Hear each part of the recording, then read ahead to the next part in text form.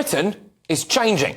Muhammed is now the most popular boy's name in Britain for the first time. It's a good result, this, for Muhammed, actually, because he came second in 2022 and he's been in the top 10 previously, but now he has taken that top spot, so well done, Muhammed. But it does say a lot about the demographic change in Britain, I think, doesn't it? I'll put a bet on, OK? Every single year from now until Britain sinks into the ocean, Muhammed will be the top name. There's no going back, is there? Noah is in second. And in case you were wondering, apparently Olivia is the most popular girl's name. There are some interesting names in there, though. Jax is 87th most popular. Enzo, Bodhi, they're at 95th and 100th, respectively. I would politely ask who looks at their child and says, oh, he looks like a Bodhi, doesn't he? Obviously, we're not actually allowed to know what Muhammed looks like. We certainly aren't allowed to draw our guesses on a piece of paper, so we'll leave that there. But the names are one thing, but there's a bigger story here. 1 in 3 babies are born to mothers who were born in a foreign country. Indian mums came out on top, then it was Pakistani mothers, Afghans are in the top 10, so are Bangladeshis as well. Look, I can't help but wonder whether or not we've given our passport away a little bit too easily. There is now an irreversible demographic and cultural change in Britain. Unfortunately, our political class decided that Great Britain is not really a country with its own culture. They saw it more as a plot of land that some people just happen to live on.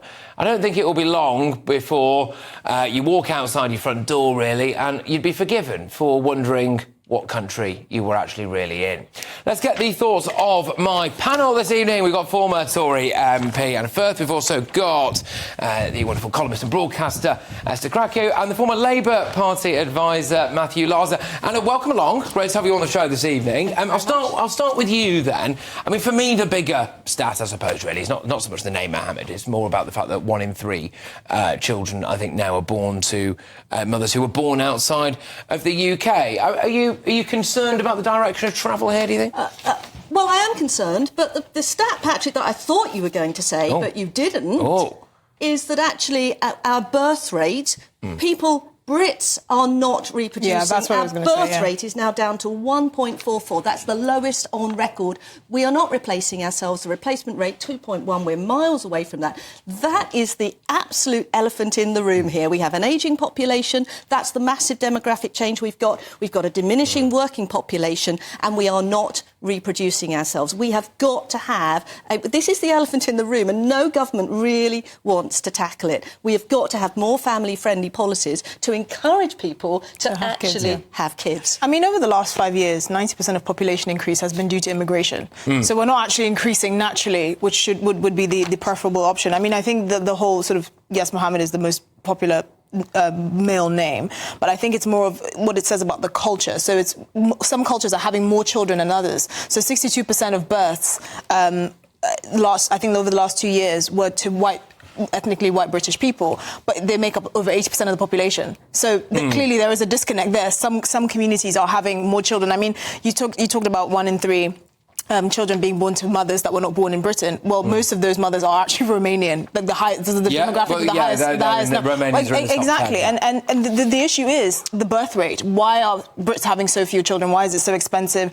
Again, immigration features in this. No one knows where. I can't live anywhere because we can't afford housing, which is one of the big issues that young people are not. And come 2035, the population is going to start declining. So how are we going to pay for our old people? It's true that 1 in 3 foreign mothers are having children at the moment, but over time, what we see with these demographics is they might have more children when they first arrive, but then their children come back to the norm. I mean, it is just...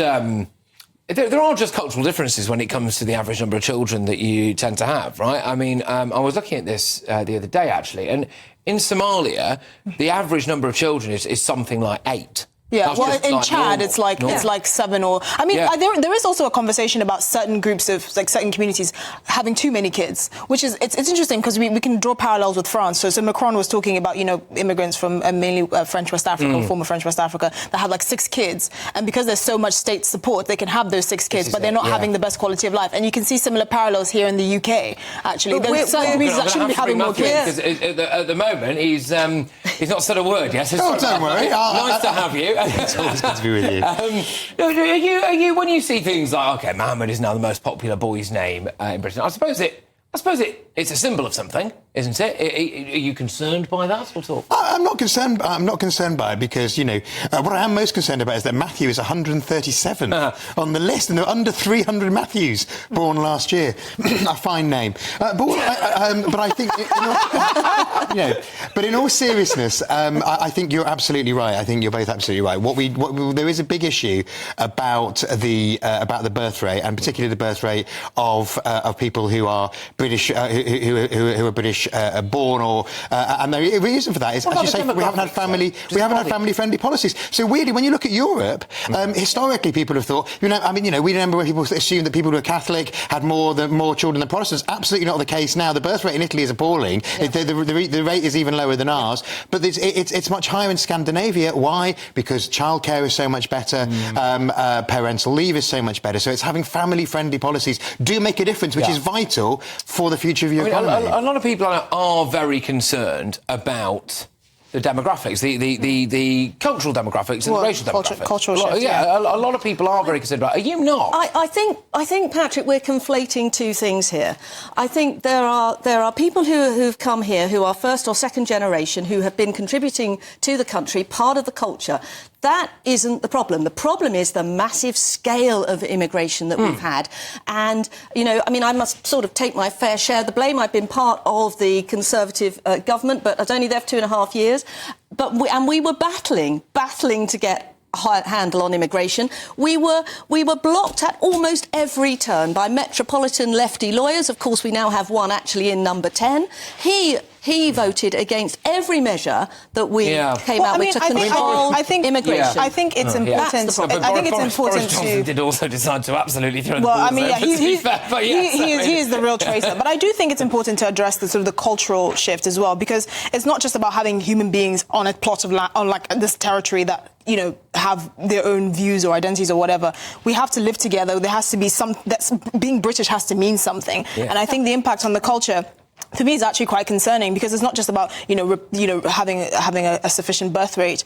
If Britain doesn't seem recognisable, if people don't actually live according to British values, if Britishness doesn't even exist anymore, that is a big problem. I'm concerned about what kind of values my children will be growing up with. If the demographic shifts leads to significant cultural changes, which we're already seeing. We're seeing it in our politics. We're seeing it in the rise of sectarian politics. And I find that very concerning. And it's not just about immigration, it's also about culture. And I'm concerned about equality under the law. We heard that police chief, the West Midlands police chief, saying that certain communities are sort of policing themselves. What does that mean? Yeah, well, thank you to the elders, he said. Thank you very Shokram brothers, he said. Thank you very much to the elders for allowing me to talk to you. You're a police officer. That is totally unacceptable. Well, I think more respect for our elderly can't go amiss, but I understand what you're saying. That's another thing. That actually used to be a British value, by the way. We actually used to respect the elderly. Used to call them senior citizens. Well, yeah. Well, Patrick's been doing his bit by raising his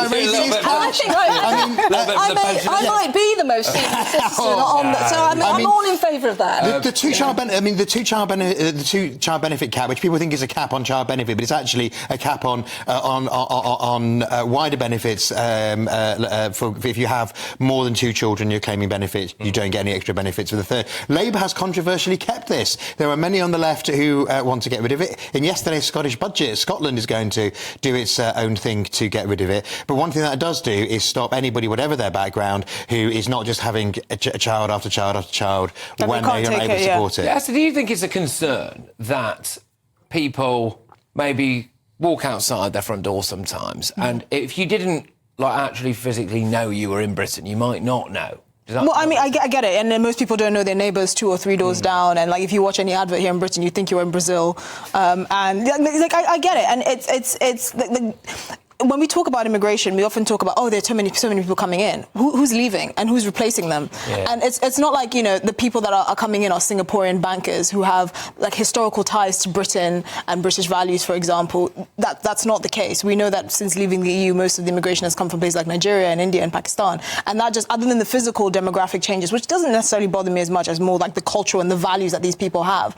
People are noticing it, and you can't tell them not to. And I think the bigger concern is, are we actually going to live in a country where we have some sort of shared values, shared identity. These are things that I think are worth talking about because it really does concern people. It puts pressure. It puts huge pressure. This scale of change, 1 million people coming, in 1 year, and that being repeated potentially. This scale of change. It's just common sense. Yeah, and it was one of the consequences of leaving the EU because huge pressure. It wasn't one of the consequences of leaving. It was the Boris government. Yeah, it's Boris's decision. Betraying the country. I'm sorry. Don't leave them off the hook. But what I mean is that it's because we've tended to have people coming from further afield. People tend to bring their families. The big problem is that the absolute relaxation on people being able to bring their families, rather than younger people who came for a couple of years, went home. So that was why the percentage of people from foreign parents that went up. Get a British passport, though. I wonder whether or not we maybe should have had some more strings attached when it comes to, you can come and work and, and do that. But, then let's review being British should mean something. Years. It shouldn't be just a work permit. I think Kemi Badenoch is absolutely onto something with this, and that's what she said in her immigration speech, that we are not a dormitory country. You can't just come here, work here, and send all the money home. If you want to come here and have all the benefits, you have got to be a citizen of this country. You have got to actually buy into our values. It's got to mean something. Absolutely. Well, it's kind of led us quite nicely on to talk about what I'm going to be discussing at 10 p.m. because Keir Starmer had his great big reset today. It wasn't a reset. We can't call it a reset. Can't call it a reset. It was desperate, wasn't it? Absolutely desperate. I mean, it's obviously if things were going well for you after 150 odd days, you wouldn't have to do not a reset. Non-reset. That's what happens when your public approval rating is minus 33. Exactly. Well, and I think that poll that you showed us might well have had something to do with it. Yeah, indeed. Well, just on that note, so that's what we're going to be talking about at the top of the 10 o'clock. I'm going to pick apart what he's been saying today and what this direction of travel under Starmer looks like, what it might be. And he didn't mention immigration once. No, he was asked about it, but it was 40 pages. His handlers told him not to do that because it might be divisive. Yeah, which is mental. But on the other hand, they should have realised that he was going to be asked about it. I think he didn't do that because he didn't want to be measured on that, because he has not got a good record. He is the guy. He is the lefty lawyer, let's face it. Well, on the other hand, he remembers all those false targets that the Tories put. Immigration, the tens of thousands, not the million, which we got.